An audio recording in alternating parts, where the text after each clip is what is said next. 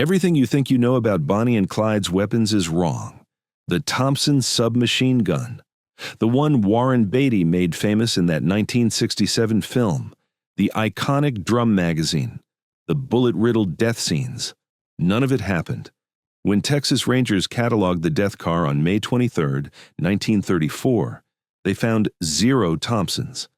Instead, they found 3 Browning automatic rifles, over 5,000 rounds of ammunition, and a concealed arsenal that tells a very different story about who Bonnie and Clyde really were.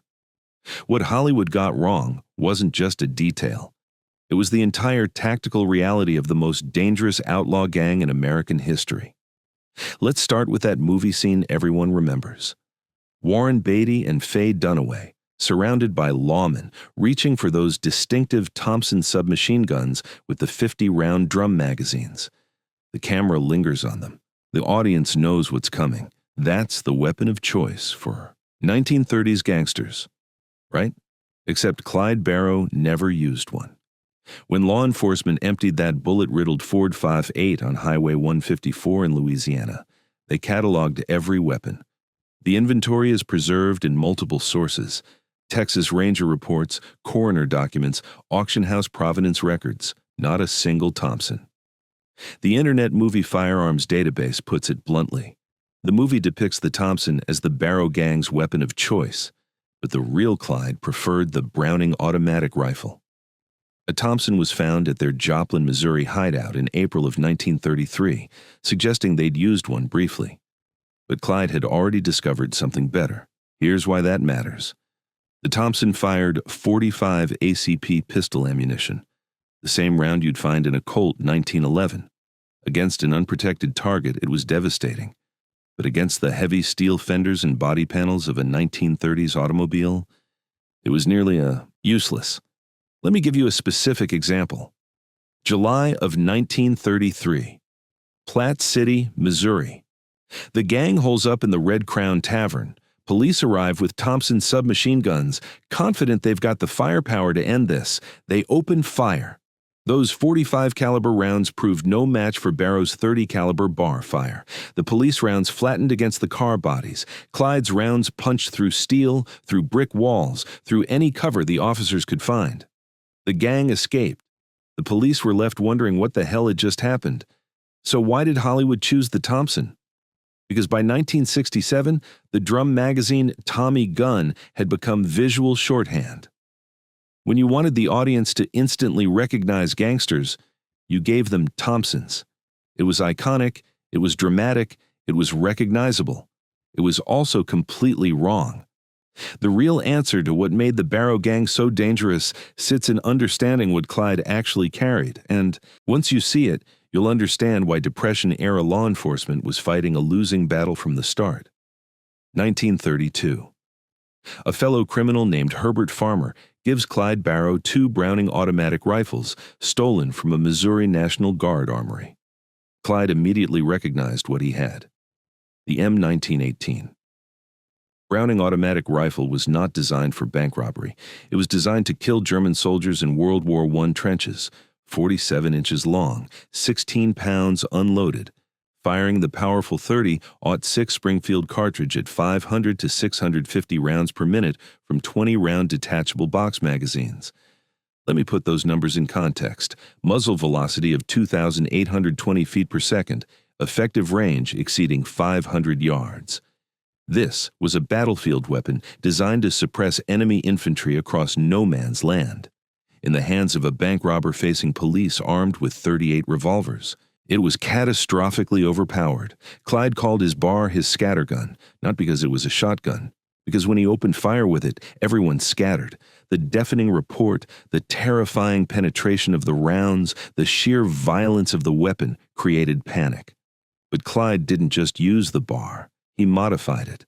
The standard bar was an infantry weapon. It was designed for a soldier firing from a prone position in a trench. For vehicle-based operations, Clyde needed something different. So he cut the barrel down to approximately 18 inches, similar to what would later become the Colt monitor configuration. He removed the bipod to reduce weight. He welded 2 20-round magazines together to create 40-round extended magazines. This wasn't crude taping. This was mechanical fusion. Taking two magazines, cutting the floor plate off one and the feed lips off the other, welding them into a single continuous feeding device to make sure that heavy column of 40 rounds would feed reliably against the spring pressure. He used 3 springs. The recovered magazines show crude but effective welding marks. What Clyde created was essentially a field-expedient assault rifle months before the FBI officially adopted similar weapons. The tactical logic was devastating. 30-06 armor-piercing ammunition could penetrate 3/8-inch steel plate. Clyde obtained this ammunition from the same National Guard armories where he stole the rifles. Police taking cover behind automobiles discovered their protection provided none. At that Platte City shootout, the police had brought an armored car specifically to counter the gang's firepower. Bar rounds penetrated even that. When the death car was finally cataloged, they found 3 full Auto M 1918 Browning automatic rifles in 30-06, 100 loaded 20-round magazines. That's 2,000 rounds of rifle ammunition ready for immediate use. This wasn't a bank. Robber's arsenal. This was a mobile military unit.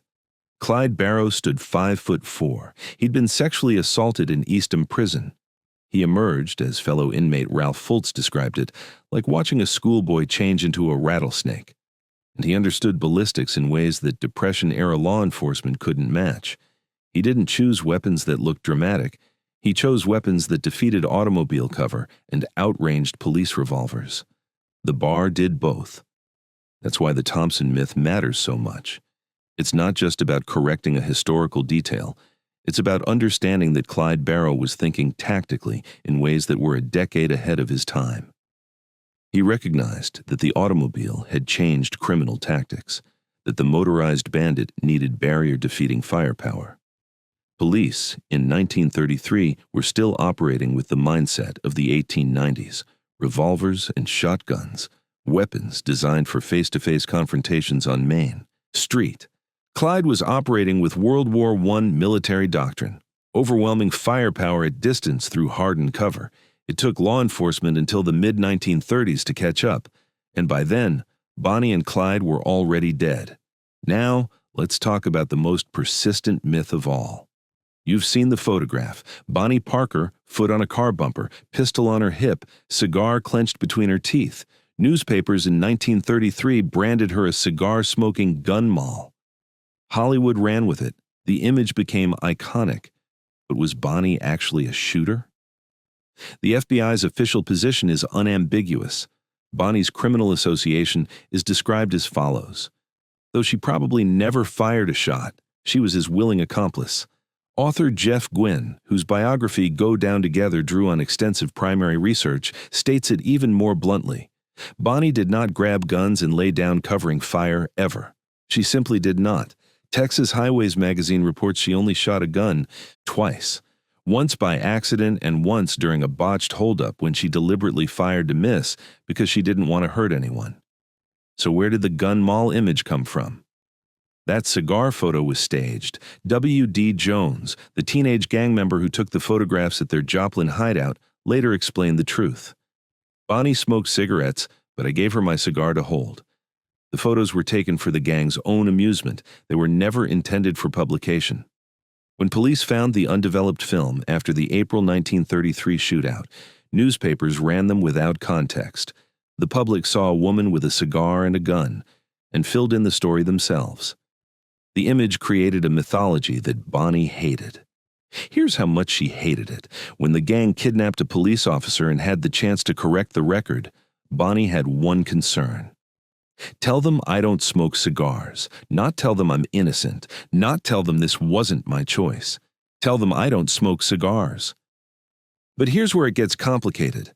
Some historians dispute the passive Bonnie narrative. Dr. Jody Edward Ginn, writing in Cowboys and Indians magazine in 2024, argues that evidence of Bonnie's involvement in shootouts is prolific and well documented.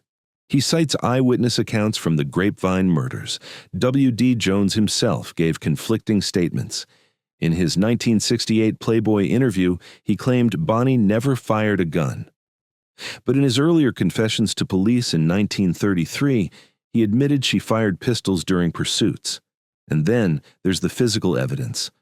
When Frank Hamer retrieved weapons from Bonnie's body on that Louisiana highway, he found a Colt Detective Special in .38 caliber, taped to her inner thigh with white medical adhesive tape. According to Hamer's son's notarized statement, my father said that one reason she had the gun taped to the inside of her leg was that in those days, no gentleman officer would search a woman where she had it taped. This wasn't a prop. This was a functional concealed carry system. The weapon's provenance chain is impeccable. Original owner, Bonnie Parker, until May 23, 1934, recovered by Texas Ranger Frank Hamer, passed to Buster Davis, then Frank Hamer Jr., sold at RR auction in September of 2012 for $264,000. The serial number had been obliterated by the gang. The ATF issued a new serial number in 2012 for legal compliance. The weapon retains 70% original blue finish with fine mechanical condition. And there's one more detail. The Remington Model 11 shotgun found at Bonnie's feet in the death car, the 20-gauge sawed-off, reportedly had 7 notches carved into the stock. Whether those notches represented actual kills or gang mythology remains unclear, but they weren't carved by accident. So what's the truth? Probably somewhere between the extremes. The Hollywood image of Bonnie gleefully firing automatic weapons at every encounter is almost certainly exaggerated or false, but the FBI's position that she probably never fired a shot may be too generous. She was present for multiple killings, she aided the gang, she carried weapons. Whether she enthusiastically participated in shootouts or reluctantly went along remains a matter of historical debate. But one thing is certain. The cigar-smoking gun mall image came from a staged photograph that Bonnie herself despised. And Hollywood's version of her as an enthusiastic killer says more about what makes a good movie than what actually happened on those dusty roads. While the bar handled long-range engagements through barriers, the gang needed something for close work. Enter the whippet gun. This was 1930s underworld slang for a sawed-off shotgun you could conceal under a coat. The name came from the deployment method. You could whip it out in a fraction of a second. Clyde's favorite was a Remington Model 11 semi-automatic shotgun in 20-gauge. Why the Model 11?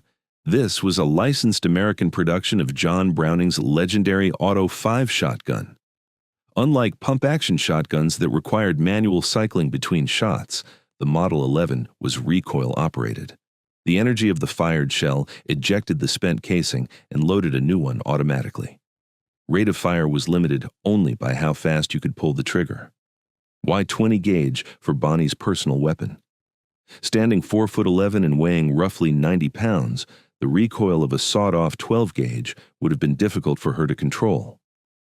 The 20-gauge offered a lighter platform with manageable recoil while still delivering lethal firepower at close range.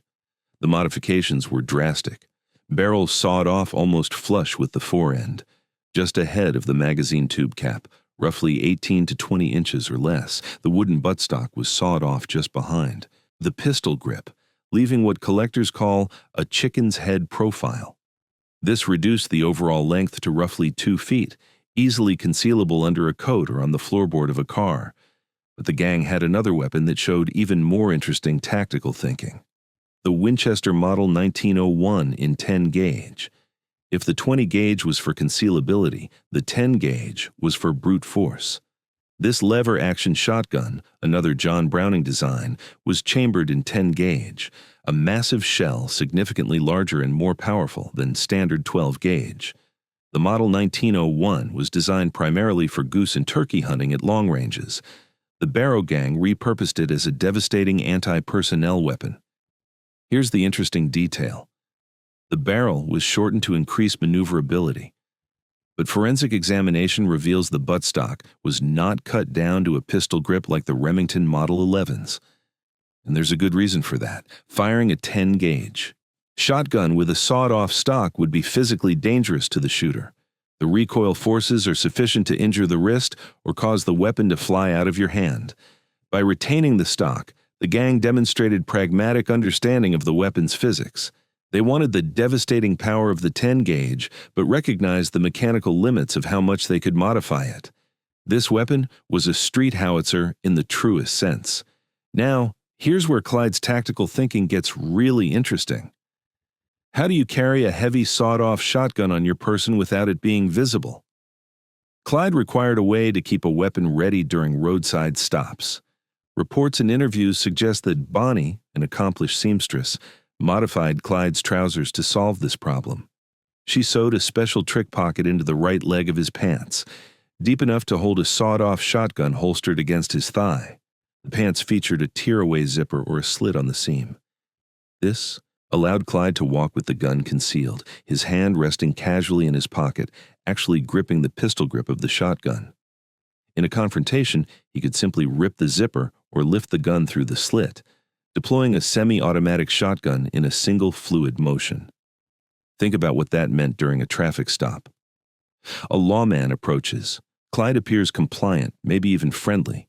His hand is in his pocket. The officer has no idea that hand is gripping the pistol grip of a loaded shotgun. If things go wrong, Clyde can transition from compliant driver to armed combatant faster than the officer can unholster his revolver. This gave him a massive tactical advantage. One more shotgun deserves mention. A Western Field Browning Model 30, actually a Savage Stevens Model 520 slide action sold by Montgomery Ward with a 15-inch barrel, serial number U12034. This weapon was recovered from the Joplin hideout. It has documented provenance. Through a sworn affidavit from Detective Tom DeGraff, who recovered it during the shootout that killed 2 officers.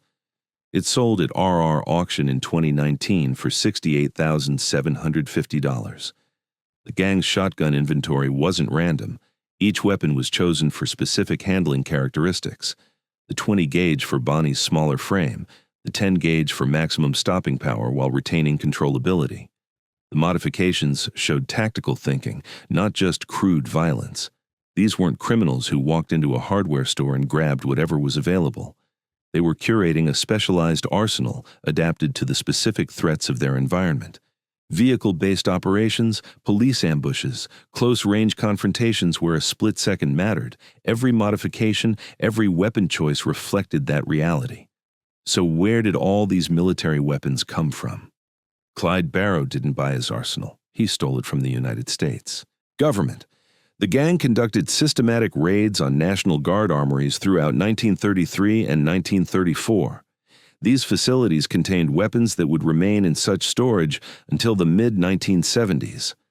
Federal court records document these thefts with remarkable precision.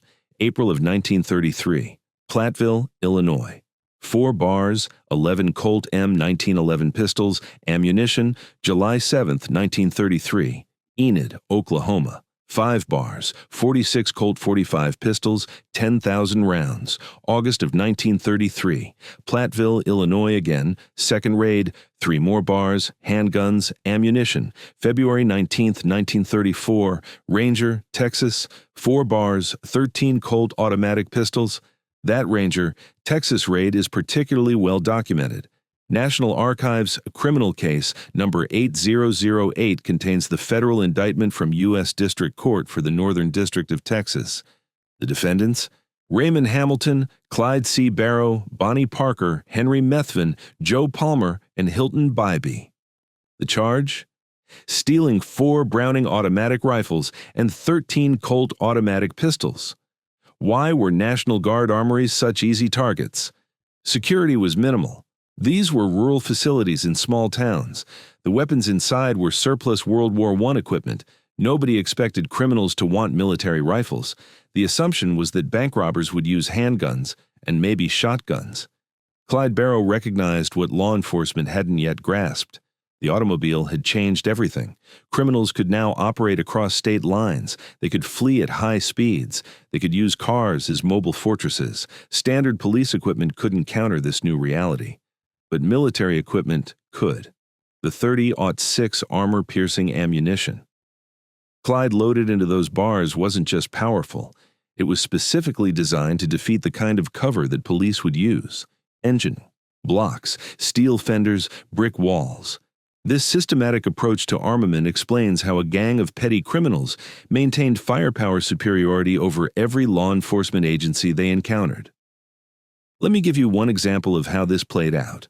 Following the Red Crown Tavern shootout in July of 1933, the gang was forced to abandon a significant portion of their arsenal at the Dexfield Park site in Iowa.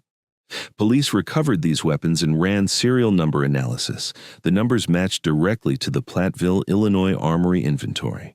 This forensic link confirmed the gang's wide-ranging mobility and their reliance on military theft to sustain operations.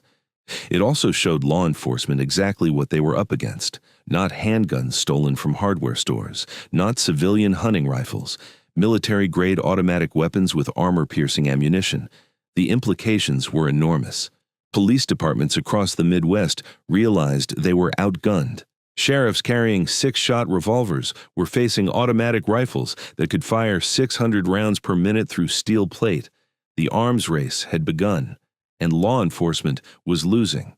When that posse finished firing approximately 130 rounds into the 1934 Ford V8 on Louisiana Highway 154, they recovered what Texas Ranger Frank Hamer later described to historian Walter Webb as a rolling arsenal. Let me walk you through the complete inventory. Primary weapons: 3 Browning automatic rifles, M1918, full auto, 30-06.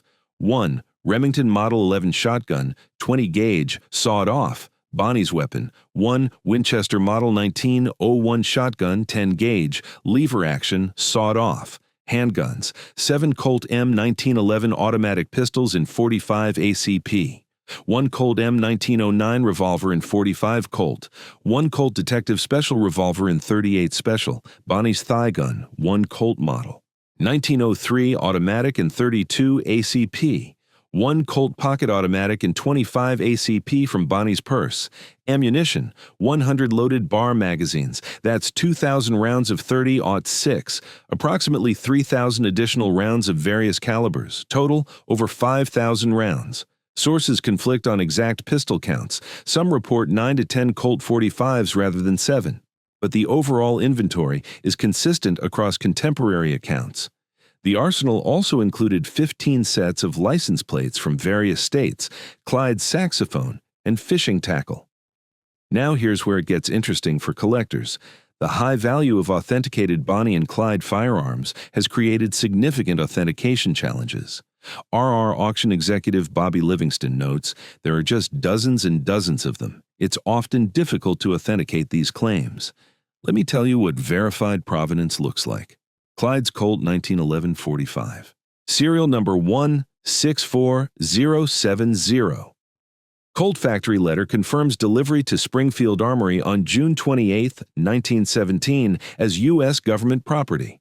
The U.S. property marking had been partially removed. Believed stolen from the Beaumont, Texas Federal Armory, sold at RR auction in September 2012 for $240,000. Bonnie's Colt Detective Special, serial number obliterated by gang, reissued as ATF 7620091 in 2012.